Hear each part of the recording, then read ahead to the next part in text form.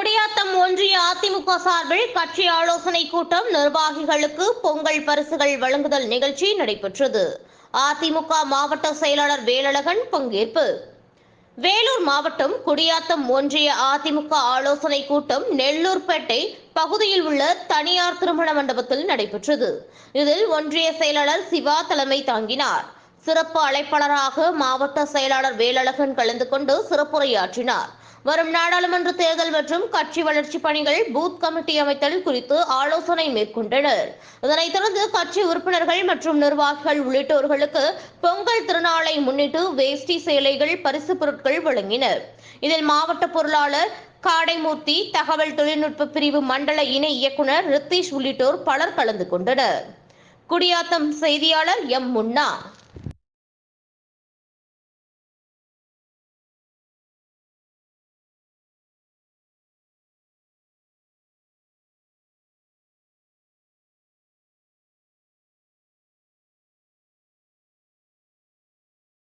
கேளம்பாக்கம் அருகே